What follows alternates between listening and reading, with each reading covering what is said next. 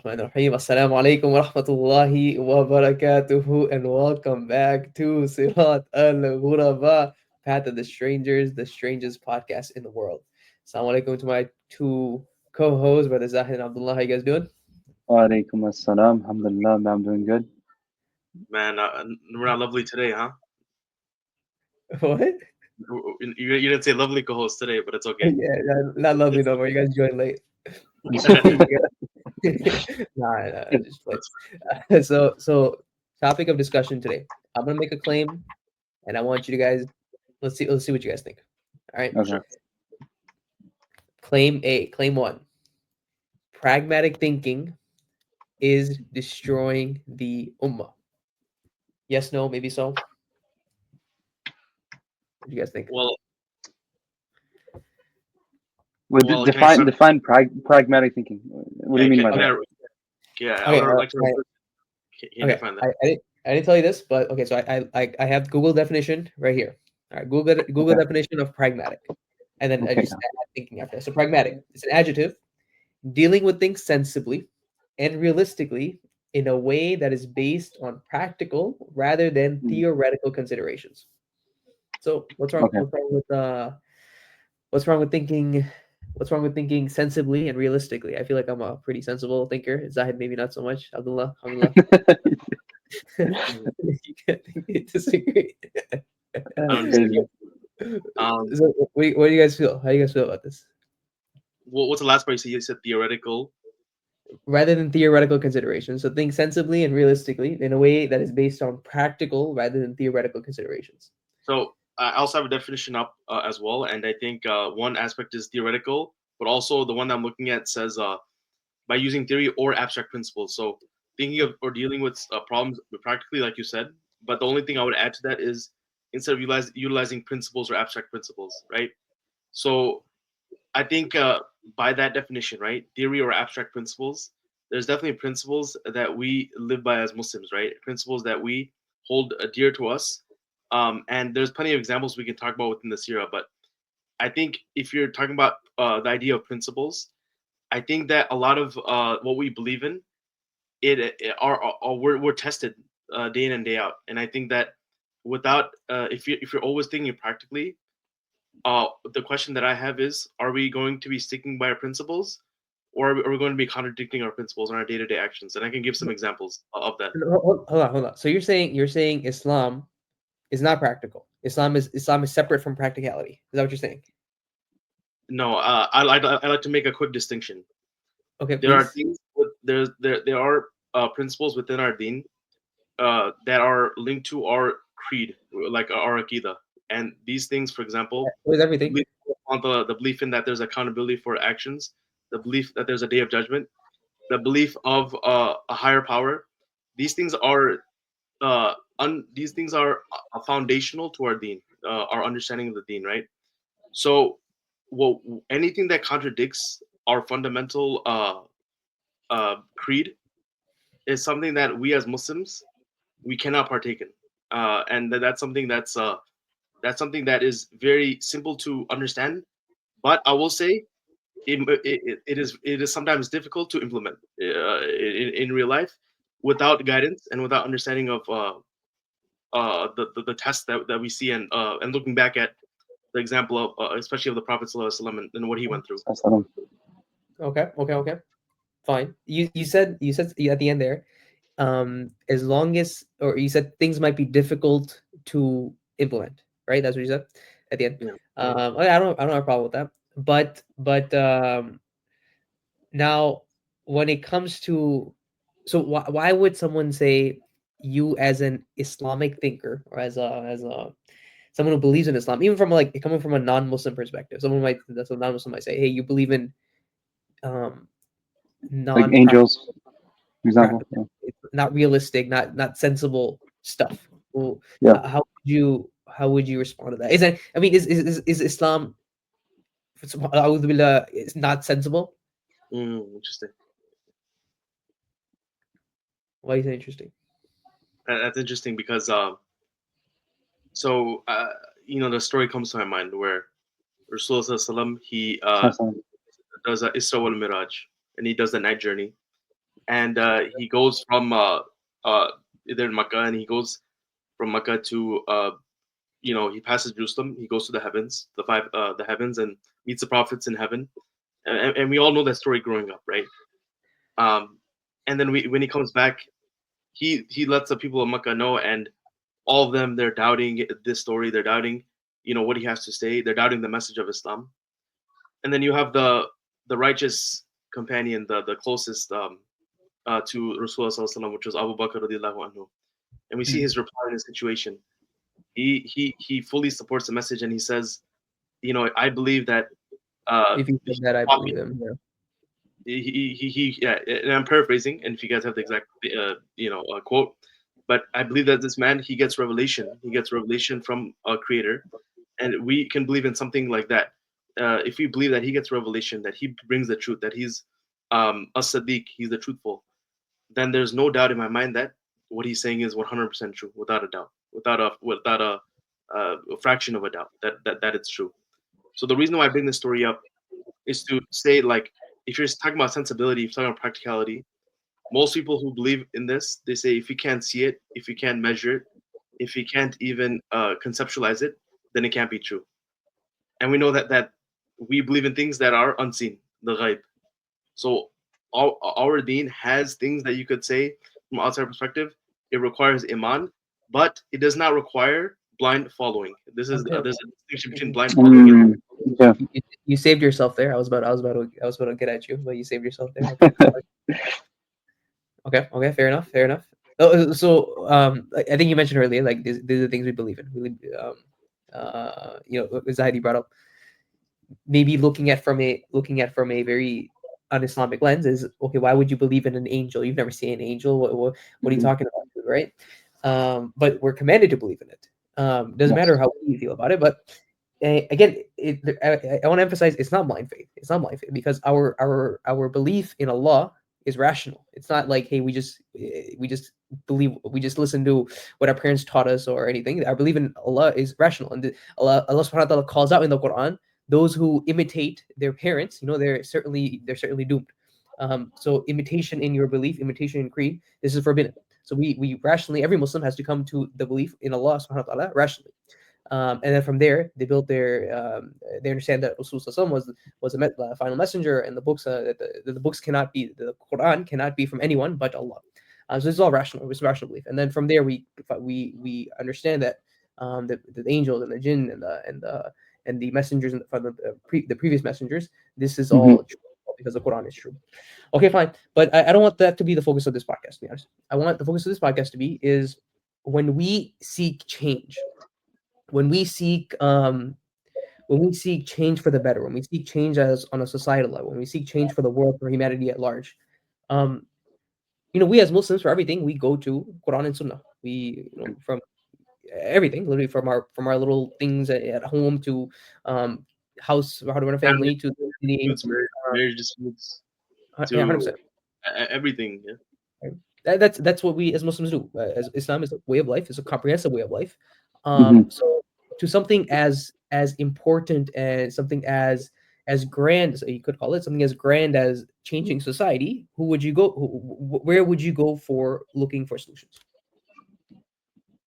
Islam, correct? I think that's easy. That's easy for any Muslim to understand. Correct. Okay. So then when can I ask a question, Udefa? Can I pause you? So what? Oh, I can't. I was like, man, am I being interviewed here? What do you mean by Islam? So everyone will say Islam, Allah subhanahu wa ta'ala is the most merciful. Islam is the truth. But what does that mean? I guess, like, when you say when you mention Islam, right? So everyone will say, like, yeah, we should take from the Quran. We should take from the Sunnah. Like, we should make sure to grow our beards, and we should make sure to pray 5 times a day. We should make sure to follow the Sunnah, right? But what does it exactly mean? Like, what do you mean by that? Like, Islam. Yeah. So here's the thing, before I want to jump in really quick. Yes, if that's okay. No, but I know. I think you posed an interesting kind of perspective. What is Islam, right? It could be different for different people, but the essence of that is submission. So what is let Islam it. different from different people? No, let me finish. Let me finish. Well, no. People will take it. People will take it in different directions, right? And obviously, our source code is Quran and Sunnah, and by fact and period, right there. But when it comes to that, it's by definition submission, right? Once you rationally prove that Allah exists and He's the creator of you and everything around you in the universe, right? When you get through that, then it's a matter of your iman, your submission to Him, and whatever He commands you is the haqq, is the truth. In like we said, the angels, the jinn, and the books that were revealed, and the prophets and whatnot. And through that submission is where you get to that step of, okay, you're given a clear direction of you know establishing his haq, his truth, his deen, and in using his source code, the sunnah, and through the Quran. That's where you go and implement that, regardless of how feasible or how practical it might think. If you want to comment on that. All right. And not to say I disagree with any of that, but Abdullah, you asked me a question. You asked me, what do I exactly mean by turn to Islam, right? Yeah, like, do you mean like make sure like to wake up for Fajr and like, of course, these are for like these are like the pillars of our faith, right? But I guess can you expand on that? Like, Yeah. So number one, okay, I am not, you know, 2025 now, subhanAllah, right? 2025, I'm not the first one who say, hey, turn to Islam and this will be the solution to your life's problems. Dude, we have 1400 plus Islamic years of scholarship, of books, of kitabs, of codes, of political systems to look at, to study. And just because okay, we've been in this state of no khilafah since the fall of the Ottomans doesn't mean all these historic documents are gone. Doesn't mean the method of the way to how an economic system, how a political system, how a social system of Islam works. It doesn't, just because it's not a practical reality today doesn't mean it's not recorded in so much scholarship. And subhanallah, Islamic scholarship is it's probably the most vast thing on the planet, right? These sometimes these Orientalists like to come at us with a bit of a superior attitude. But subhanallah, like Islamic scholarship, you guys know better than I do. Amazing, subhanallah, right? It's vast, and we've only scratched the surface of it, barely scratched the surface of it. So when I say, hey, turn to Islam, I'm like, hey, revive this stuff that's been suppressed in books, that's been suppressed in sometimes even for us as English speakers, not native Arabic speakers. A lot of this is even far from us, just because we don't. Unfortunately, I don't know about you guys, if you guys have been studying Arabic on the side, and so mashallah. But I mean, for me personally, like Arabic is not my native tongue. I'm trying my best, but so much of this of Islam is in these books in Arabic. Mhm. And we need to be able to, we need to work towards reviving this. That's what I mean. That's what I mean, that we don't ignore this portion of our deen. We don't ignore our deen in general to seek the solutions to our problems. That is what I mean. And I can't imagine you guys disagreeing with me. so what you're getting at, if I can synthesize what you said, so you're saying Islam can not only take care of individual problems. Someone's going through an issue, they're going through a personal issue, they're going through a marital issue, they're going through a family issue, etc. But it can also it also solves the problems, and it addresses the affairs of the people in a societal level. And this is something that we haven't seen for the last 100 years. So you're saying Islam is much more than just individual, communal, but it's societal, and that's something that's been missing. I'm not saying this. Can The you, I think scholars, that's bro. The yeah. Rasul says the you're Quran. reiterating? Mhm. What you're reiterating? I guess That's what yes, that's what I'm reiterating. That's the position. so. That's exactly So this is a good point, because I feel like and just like from my personal perspective, just being studying, going to lectures and whatnot, I think there's a lot of good resources, especially in Chicago Sharif, as they call it. Um, but I feel Chicago Sharif. a lot of the like you mentioned, a lot of the lectures and a lot of the and subhanallah, like very we have very knowledgeable brothers here, but a lot of times we always hear about the Meccan phase of the Prophet's era and how he stood at, he the Muslims, the core group was tortured by Abu Jahl, how they had to they had to culture each other privately in and they had to then proclaim their faith when they finally were able to proclaim their faith later on like a more public level, and then that's when they got a lot of attrition. That's when they got a lot of uh, uh, um, they got boycotted. They were sanctioned, economically sanctioned, financially sanctioned, um, and we see the principle of the Sahaba. We see the principle of Rasulullah Sallallahu Alaihi Wasallam in these difficult times.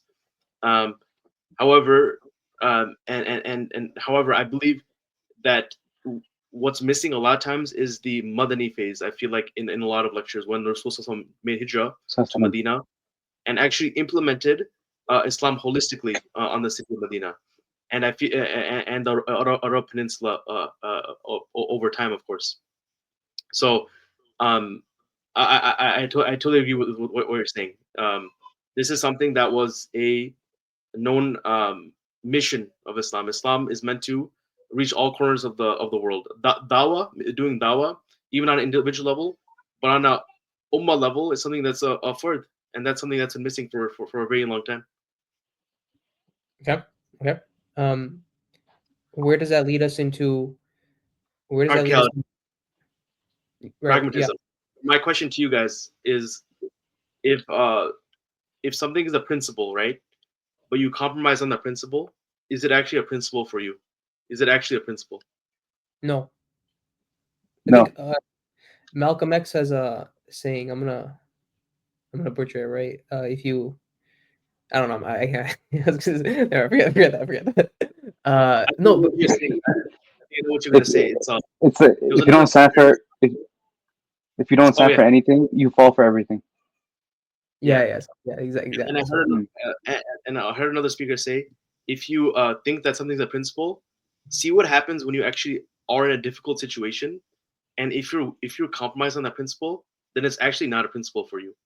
It's No. actually it might be an ideal that you strive for in an idealistic world. You would do that thing, but it's not a principle. A very basic example that I can give is, praying 5 times, praying, when it's prayer time, right? If you just do it when it's convenient, maybe you're at home, maybe you're in a relaxed environment, maybe where there's not a lot of, you're not at work, and then is it really a principle for you? And that's a question I ask myself first and foremost before asking anyone else that question, right? And this can even go for other fard within the deen, but I think that's where the test really is when things are difficult, and we can see the examples in the Sirah of how Rasulullah responded to those difficult, and maybe you guys can expand upon that. sure. I was gonna say something.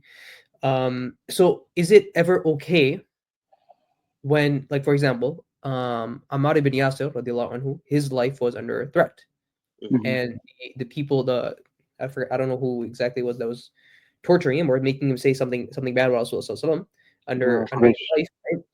Um, and his principle as a Muslim is, no, you don't do this. You testify Rasulullah is the messenger, and you won't ever say anything insulting Yeah. towards the messenger, right, or to any of the prophets, right? So would you say he compromised on his principle when he did say something bad about Rasulullah? Was he being pragmatic at the time? I don't know. Well, here's the thing.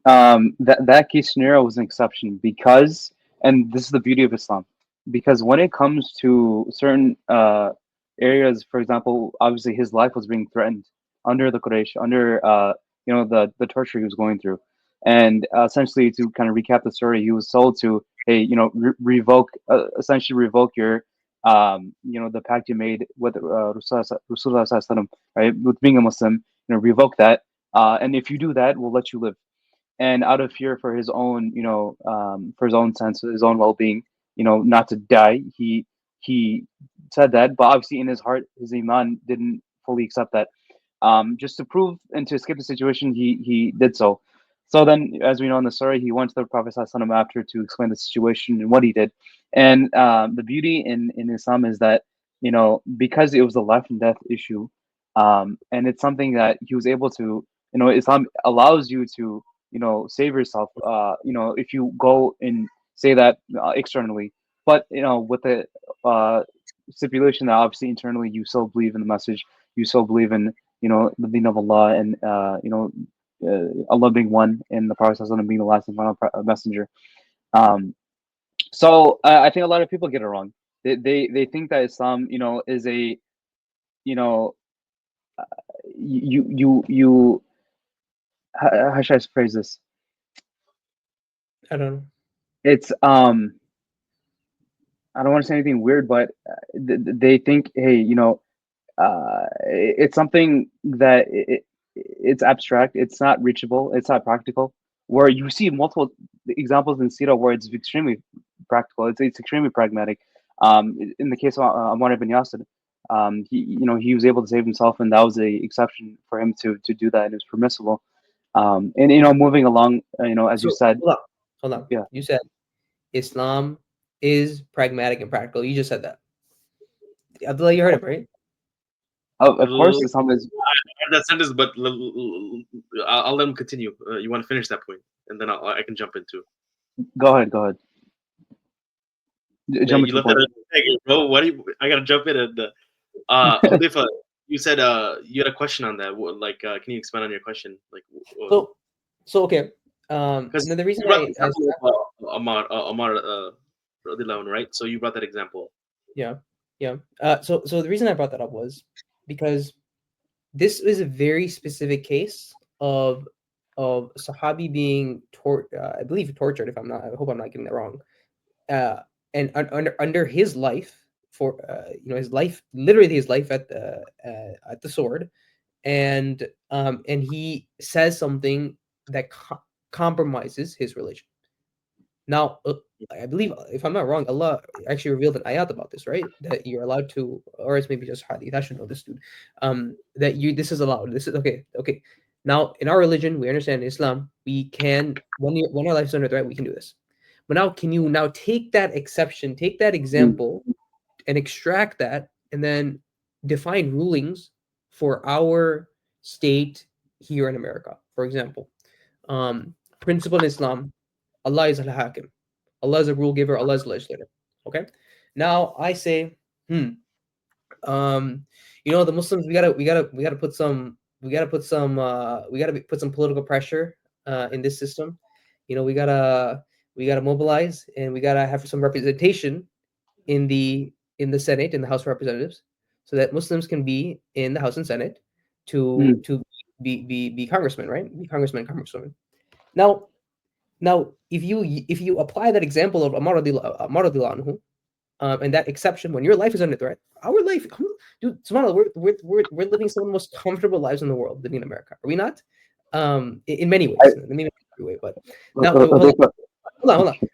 And then now you use this as a principle to compromise on this very fundamental thing in our deen, that Allah is al-Hakim.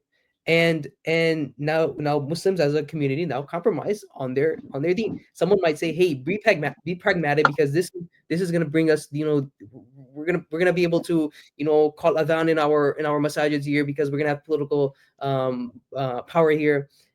Is this okay? Is this okay? What do you guys think?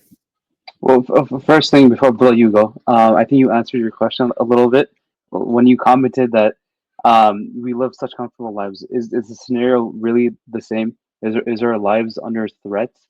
Are we going to die if we don't participate? In a system not from Allah. Like, are we being put to the sword to do that? And I don't think so. I don't think that's the case here. Okay, but now someone might say, hey, now we have to mobilize, because we have to push for policies that are more friendly towards, for example, Gaza, or for example, whatever other situation that's happening in the world that's maybe literally killing Muslims. What about in that case? For example, that's the biggest thing this past election season was pushed down on us, right? You got to vote for this third party, so that we've punished the Democrats for their support of the genocide, right? Because you want to send this message and get the Democrats out. Yeah. So I think that mentality comes from the idea of is we have to get whatever crumbs we can. Like we can't get a piece of the pie, so let's start with the crumbs. Maybe they'll give us the crumbs, and then from there we can start having a bigger seat at the table, and then there we can maybe perhaps we can make more influence into foreign policy, and perhaps help the Muslims. Right? This line of thinking is something that on paper, on theory, you could see that maybe it'll make some sort of leverage, right? But anything that might make some benefit, I want to pose a question to you guys and kind of answer it as well. But anything that that can give some benefit, is that something we're allowed to do, right? Mm. And I think we had to look back to the Sirah of Rasulullah Sallallahu Alaihi Wasallam and see Awesome. specifically how he dealt with this scenario where he wasn't even getting the crumbs. If you look at the leaders of the Quraysh, they were willing to give him leadership for like I don't know, a whole year or a certain amount of time. He could be like the king or the leader or the ruler of Makkah, and he could implement whatever he wanted. And they said the next year, then we're gonna go ahead and rule, and then we're gonna implement whatever we want to implement, right? So imagine, the West. Hey, the Muslims, you're a minority. But hey, for a year, we're gonna allow you to pass any laws you want. Yeah, Okay, subhanAllah, right? Yeah, we'll make you president. we'll make you president. We'll make you prime minister, and that's a miraculous deal that would even be on the table. If that would never be on the table, right? But Right, even subhanAllah. in that line, it would be like, dude, let's do it. But if you look at the response that Rasulullah Sallallahu Alaihi Wasallam had, he said, even if you put the moon in one of my hands and put the sun in the other hand, I would Mhm. not accept. And I'm paraphrasing, obviously, but I would not accept um, this deal that they are giving, right? So we like look at that. If you look at pragmatic thinking, you could say, man, he could have implemented Islam right there and then, but that that was not the way of Rasulullah, and that's what we need to look at as Muslims, because the Quran came down, but the Sunnah, the footsteps, the actions, and the dealings of the Prophet is how we actually can interpret the Deen fully. And I can expand upon that. But do you guys have any Yeah. comments on that?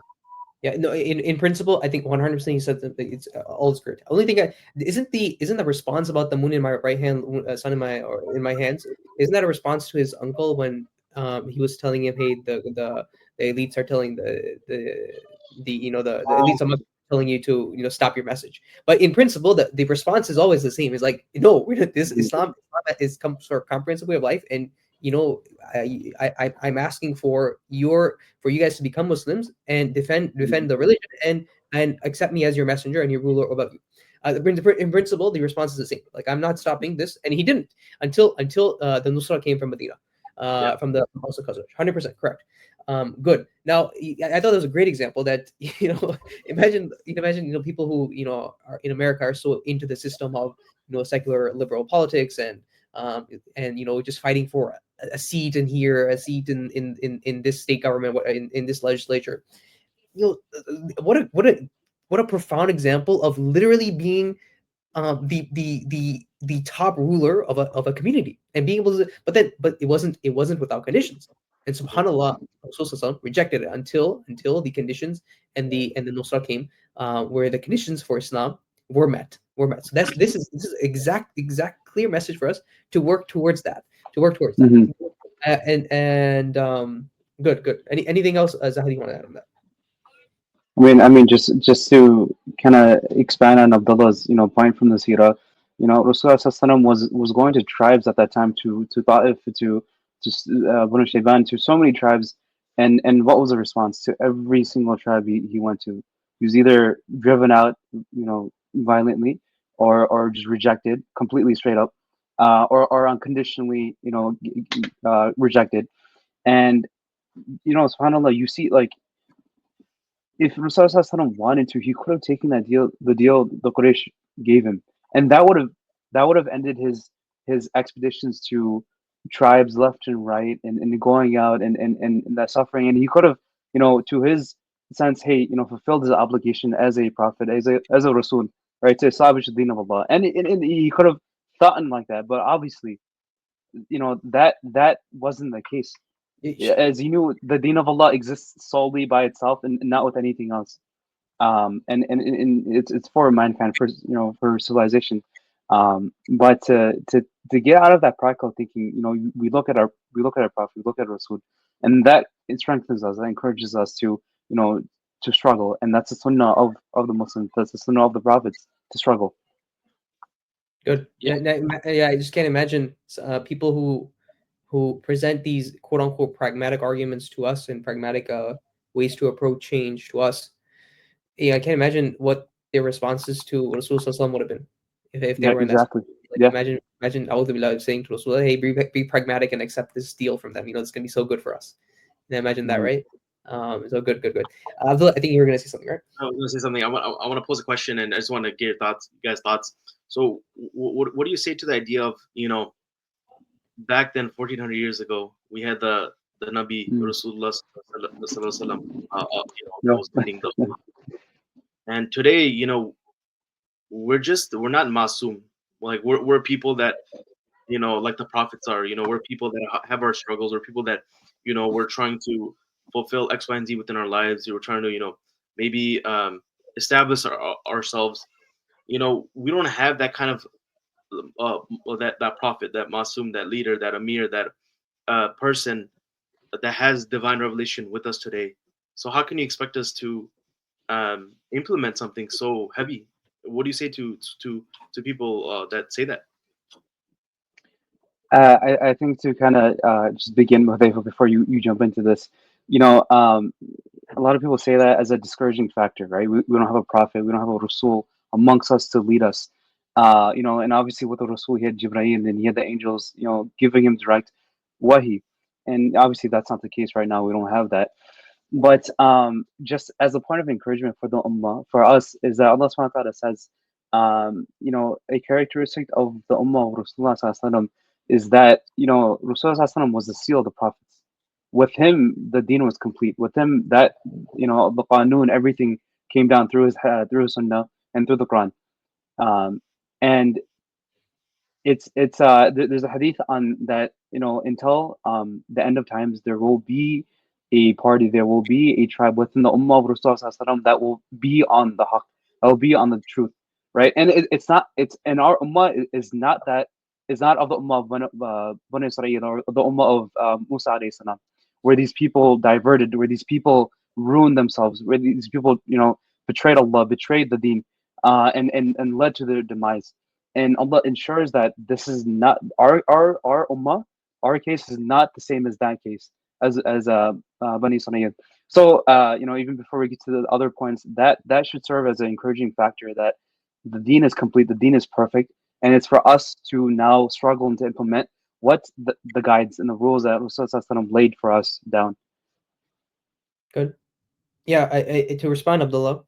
Number one, it doesn't matter what other people might think. The hukam stays hukam on you. Islam stays Islam on you, and whatever you're obligated to uh, follow, whatever you're obligated to implement, you implement.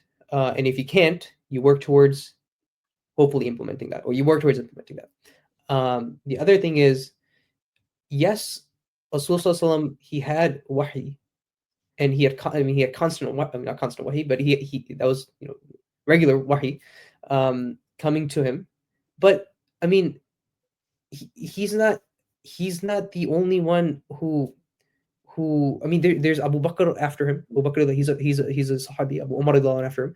Okay, go move past the Sahabi. Think I was thinking I believe it's Saifuddin al-Qutus, right? Who fought Ain Jalut. If I'm not, is he the main guy in Ain Jalut? I'm mixing something up. But imagine the Mongols come to you and then they've completely ransacked your whole, basically the capital of your country, your Khilafah, right? And now imagine being this like state of somber and you're like, dude, what the heck are we gonna do? How are we gonna take on these Mongols? And then you have this one person revive the Muslims. Think Salahuddin, think his family. Um, Mhm. The Mamluks. these are these help revive these people are important figures that help revive the deen. They They didn't have wahi. And not to say these are the examples for us to follow. The whole point of Rasul and the Sunnah being there is as a complete example for us to follow. So in some case, it's better for us to have that whole story for us to then learn from. Sahaba, they were going in increments, right? They were they, in many times actually they had to wait for wahi when a case happened something and they were like they don't know what to do. Rasul would say wait for what Allah subhanahu wa ta'ala sends down. Wait for the wahi. We have the entire Sirah documented. We have the entire Quran to reflect from. We in some ways we should be on it. I don't want to say something terrible, but in some ways we should be an advantage because we have the whole thing for us. I don't know if you guys agree or disagree with that, but in many ways I feel like that should be almost an encouraging point that we have the entire Sirah to reflect from. Yeah, and I think it's a beautiful point that you made, that the Sahaba at the end of the day, they had to implement Islam, and they weren't prophets. We forget. Of course, we know the Sahaba, that was the best generation that ever existed, but we know that the Sahaba were humans at the end of the day. They had human characteristics. They did have points where maybe there was some maybe some aspects of jahiliyyah from their before they became Muslim would spark up inside them, and they would maybe start fighting within each other to some extent, or arguing within each other to some extent, right? So these are very human examples and uh, very human, people that we should be able to like relate to. Obviously, just obviously not like the on just the humanistic level of they had disagreements, right? We're gonna have disagreements, like we can go into that, but Yeah. we One thing I'm gonna say real quick is if you as a Muslim study Sirah, study the lives of the Sahaba, and study some of the drastic scenarios and conditions that were on them, and then realize their responses, you wouldn't pose to compromise. yes, Can you imagine learning about um learning about the conditions of the Battle of Ahzab and the dire scenario that was, and the way Rasul Sallallahu Alaihi Wasallam and the Sahaba were in a reacted to those conditions, yeah, and then to see that response play out, and then for us to be like, hey, no, we gotta ignore this part of our thing. We can't, we're a minority here. This doesn't apply to us. And then people like to use the example of Ja'far ibn Abi Talib radiallahu anhu, whose response to Najashi, right? And that wasn't a compromising response. That was a bold response. He's like, this is what we believe about Isa alayhi Islam. This is what we believe about your secular system. And I'm almost saying that that's what we should be saying, right? This is what we believe about your secular system. This is what we believe about your destruction of our Muslim lands.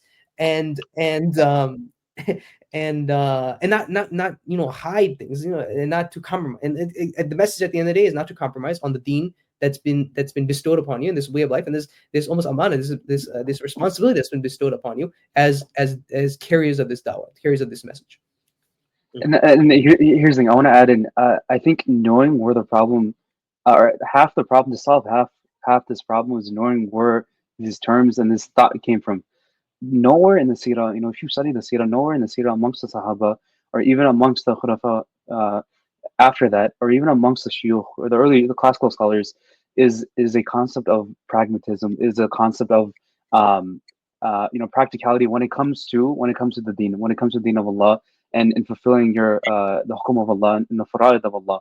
Nowhere do you see that concept.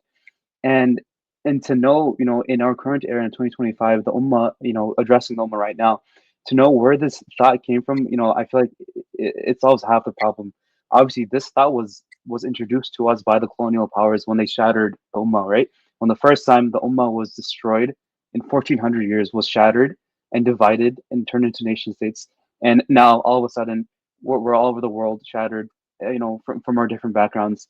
And now we've been so subdued to the point where 100 years later, from 1924, the official abolishment of our Khilafah of the state, now we just been so, our thought has been so regressed to the point, and not just from ourselves, obviously, this is enacted from the colonialists, from the people who shattered us, right? to think in a practical lens, to think in a scientific lens, and not to say science and Islam don't go together. Science thrives within Islam, under Islam, science thrives. But think from a secular perspective.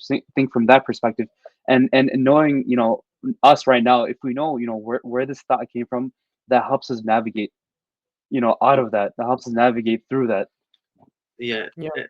To add on to that, what helps us navigate through that, I think, is understanding our relationship with Allah subhanahu wa ta'ala, strengthening our relationship with Allah subhanahu wa ta'ala. Because if you think about pragmatism, is going back to the initial question, is that oftentimes we think about being pragmatic when it comes to the rulings of Islam because of some perceived benefit. And I wanna pinpoint the word perceived benefit. Perceived, right? We believe Mhm. that something will be a benefit for us uh, in the short term. But Allah subhanahu wa ta'ala says in the Quran, some things that you think are good for you, they might be bad for you, and some things that are bad for you are actually good for you, and only Allah subhanahu wa ta'ala knows that fully. And even there's examples given in the Quran mentioning that even maybe even in Hummer, alcohol or gambling, there may be some benefit in it, but it's something that's forbidden in our deen, right? So I think we have to understand that while we might see some a shimmering short-term benefit, that we have to always understand that who gives us benefit, who gives us a risk, who gives us um, uh, the feeling of contentment and satisfaction, and at the end of the day, and that is Ar-Rizaq, that is the creator of the heavens and the earth, that's Allah subhanahu wa ta'ala. So I think Mhm. that's the core of it. And the second point that I wanted to make is that we talk about practicality and being practical. Islam is not against being practical, and there's an example of that specifically in the Sirah, where there was a battle, and Rasulullah Sallallahu Alaihi Wasallam was setting up for battle in a specific spot, and one of the Sahabi mentioned, But is this position a position that was revealed to you by Allah Subhanahu wa Taala? And he said no, and then he suggested, why don't we set up in a different spot? That'll be better for us and the army. So I think this example shows us that when it comes to things that are not Mhm. further or not further or defined as qat'i in the deen, there we can take practical steps. We can look at things in a very sensible and practical way from a strategic perspective. But that doesn't mean we compromise on our principles as Muslims at the end of the day. I think that's a good point. Yeah, that okay. Nothing inherently is wrong about practicality. It's when it's Mhm. in contradiction of Yes. your principles of Deen, of Islam, of the commands of Allah, Allah and His Messenger, sallallahu alaihi wasallam. That is the problem that's created. So your measure of action should not be, hey, is this practical or not? Your measure of action should be, is this Islam or not? And then Yeah. if this is Islam, choose what's easy, what's the easier option. We choose, and that's actually hadith narrated by Aisha radiallahu anhu, that Rasul sallallahu always chose the easiest of the options as long as it was halal. As long as it was halal, important, because that a measure of action at the end of the day is this okay for me to do, or is this haram for me to do in the eyes of Allah subhanahu wa ta'ala. So good. I'm keeping an eye on time. The sun's going down. We're going to Maghrib time. I want to bring this to a close. Any last points you guys want to add on this topic of pragmatism and how we shouldn't be considered pragmatic thinkers, but we should be Islamic thinkers at the end of the day. That's how we Yeah. should look at, and we talk about this all the time in our previous episodes too. We should look at things with the lens of Islam. Look at things with the lens of Islam, not look at things with the lens of pragmatism. And that's the key message that we want our audience to take away. Any last words, guys, brothers? No? I think it was I think you made good points. I think I just think of the quote that Umar ibn al-Khattab radiallahu anhu made, where he said that we were once a humiliated people, and when Mhm. we were in the state of Jahiliyyah before Islam, um, and I'm paraphrasing this, but Islam, he says, mentioned that Islam is the only way we can be honored, be dignified, and I think when it comes to any situation that we're in as Muslims, whether that be on a day-to-day basis or whether that be on a community or a societal basis, when it comes to Islam, is what does Allah Subhanahu wa Taala want for me in this situation, and what can I do to please Allah Subhanahu wa Taala at the end of the day, because that's the only way we're gonna achieve honor. That's the only way we're gonna achieve dignity, and I think everything else is a very slippery slope. And if you put a little bit of falsehood into a falsehood, if you put a drop of falsehood into a bucket of truth, that's none of it is true anymore. All of it is false, and I think that's a Mhm. mentality we have going forward. Jazakallah khair. All right, inshallah, with that being said, Jazakallah khair, Brother Zahid, Brother Abdullah, Jazakallah khair to our viewers for tuning in. Inshallah, hopefully people stuck through to the end. And with that being said, we'll see Yeah, you. go ahead, yeah. Thank you for watching till then. Watch till the end. With that being said, Jazakallah khair. Assalamu alaikum wa rahmatullahi wa barakatuh. Wa alaikum assalam.